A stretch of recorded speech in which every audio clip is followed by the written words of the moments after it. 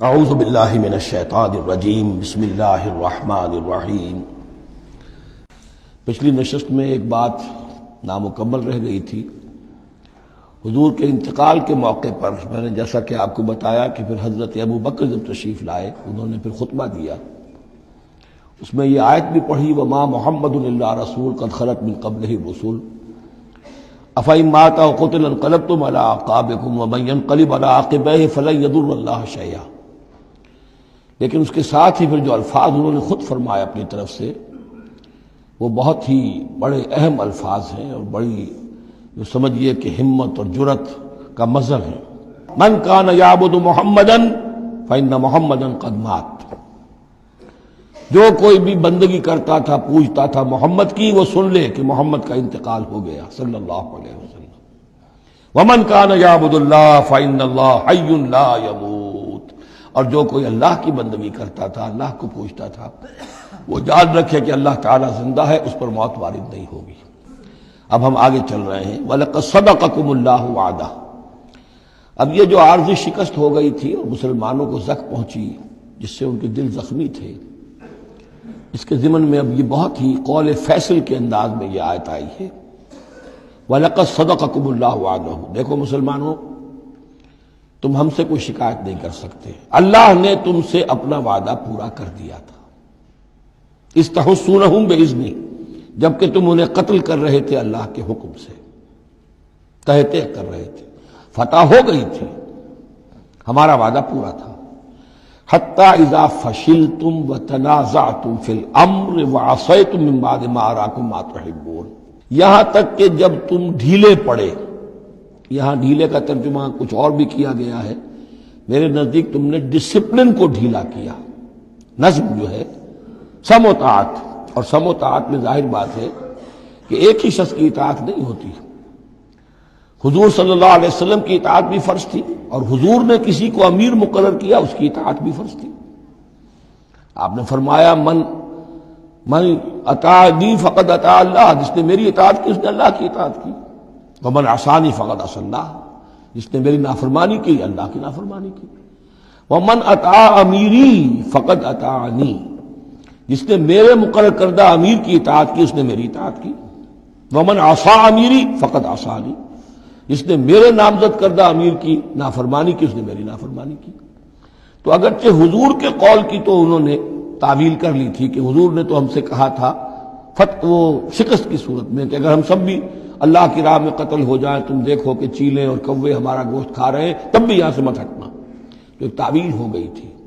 انہوں نے جان بوجھ کر حضور کے حکم کی خلاف ورزی نہیں کی، لیکن خلاف ورزی کی ہے جو لوکل کمانڈر تھے ان کے حکم کی۔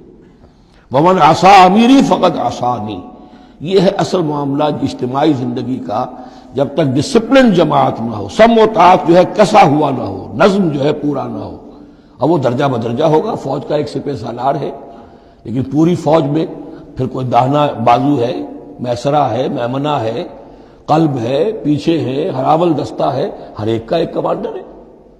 اب وہاں پر یہ کہ اگر ان کے جو بھی احکام ہیں ان سے سرتابی ہوگی تو وہ فوج جو ہے پھر جو اس کا انجام ہوگا وہ آپ کو معلوم ہے۔ تو نظم تو ہے ایک جماعت کے اندر درجہ بدرجہ جو بھی نظام سم و طاعت ہے اس کے پورے کی پابندی کرنا۔ حتی اذا فشلتم، جب تم ڈھیلے پڑ گئے، وتنازعتم فی الامر، اور امر میں تم نے جھگڑا کیا، وعصیتم من بعد ما اراکم ما تحبون، اور تم نے نافرمانی کی اس کے بعد کہ تم نے وہ چیز دیکھ لی جو تمہیں محبوب ہے۔ میری تعویل اس آیت کے بارے میں یہ ہے، اور بعض علماء نے تو خیر اس کو بہت پسند کیا ہے، بعض نے جو صحابہ کرام سے اتنا قلبی لگاؤ نہیں رکھتے انہوں نے کہا یہ خام خواہ کو صحابہ کی وکالت کرتے ہیں۔ میرا یہاں پہ موقف یہ ہے کہ بعد ما اراکم ما تحبون سے مراد مال غنیمت نہیں ہے، اس لیے کہ مال غنیمت کی تقسیم کا قاعدہ جو ہے غزوہ بدر کے بعد ہو چکا تھا، چاہے کوئی شخص کو جمع کرے نہ کرے برابر کا حصہ اسے ملے گا۔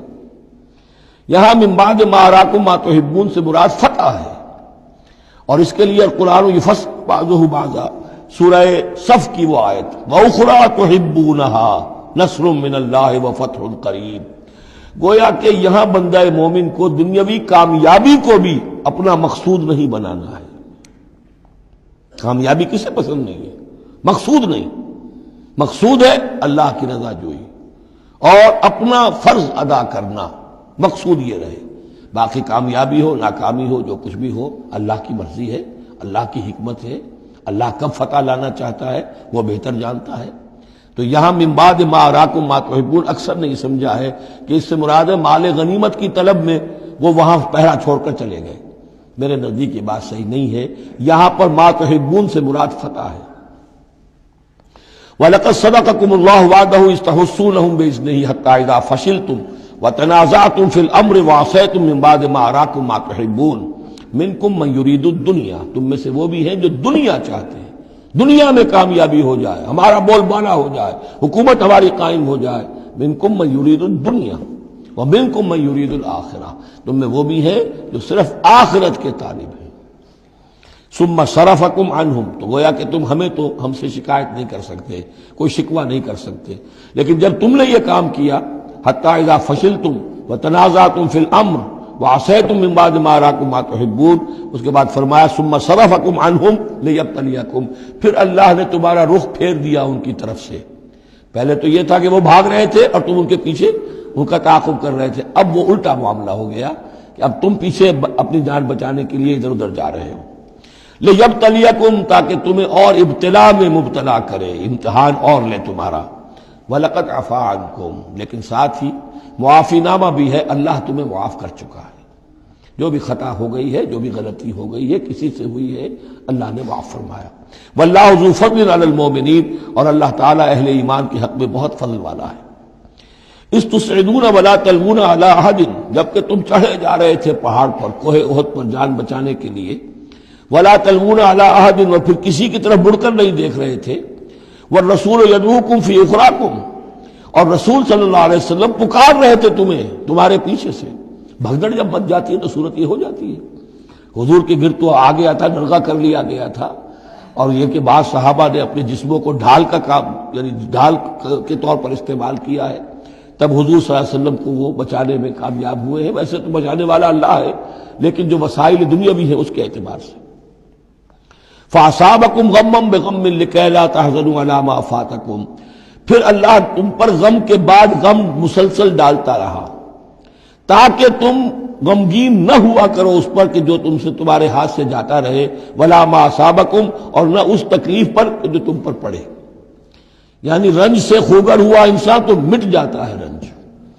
آدمی کو اگر کبھی اتفاقاً ہی کوئی رنج ہوتا ہو ایک، تو وہ رنج کا اثر بہت رہے گا، لیکن جب یہ ہے کہ پے بپے رنج آ رہے ہوں، اور سب سے بڑا رنج جو آیا وہ حضور کے انتقال کی خبر جب اڑ گئی، تو اپنے تن بدن کا تو ہوش ہی نہیں رہا کہ کسی کو کیا زخم لگا ہوا ہے، اور خود اس کا کوئی بازو کٹا ہوا ہے۔ اس طریقے سے اللہ تعالیٰ نے ان کے جو اس وقت کی کیفیت تھی اس میں ایک تخفیف پیدا کر دی۔ واللہ خبیر بما تعملون، اور اللہ تعالیٰ باخبر ہے اس سے جو تم کر رہے تھے۔ صدق اللہ العظیم۔